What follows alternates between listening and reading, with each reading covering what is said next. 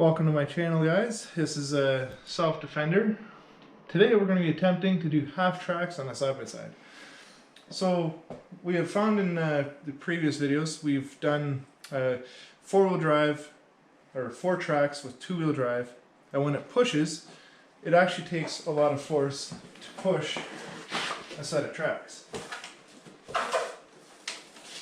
When you have a wheel you can push no problem. So the theory, if we put tracks on the back, wheels in the front, we should be able to drive this thing in 2-wheel drive.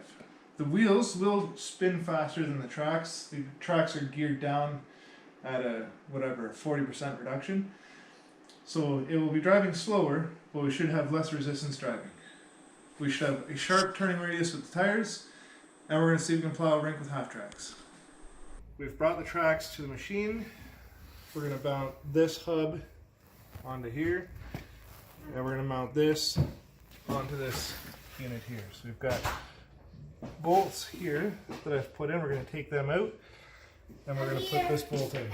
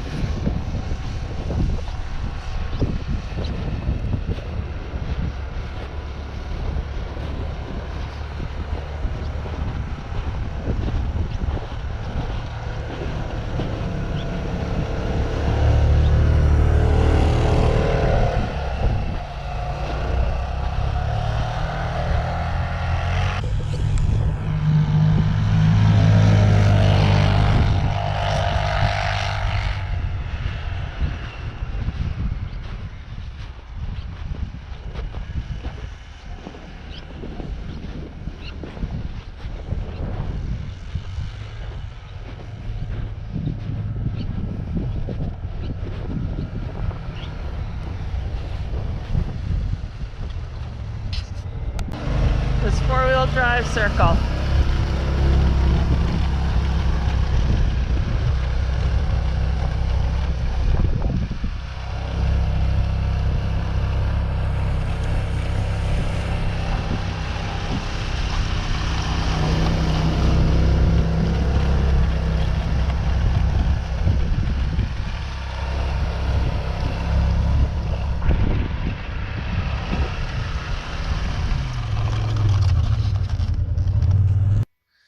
So in conclusion, for doing the half track install, it was fine at the time, but basically the only reason why I wanted to do that was to see how it would handle.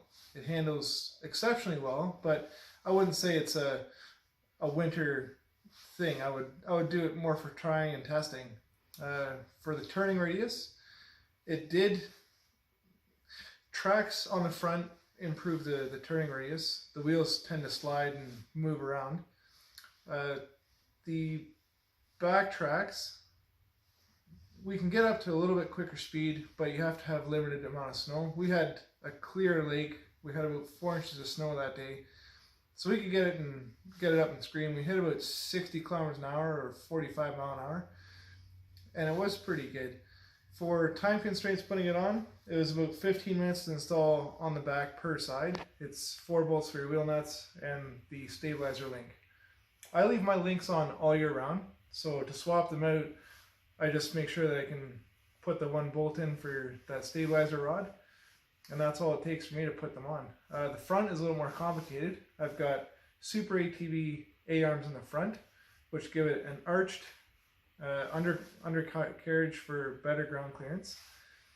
So I swap my A-arms out and I put the stock A-arms on with all the brackets and everything on.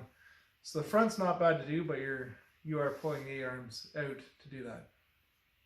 Thank you for watching.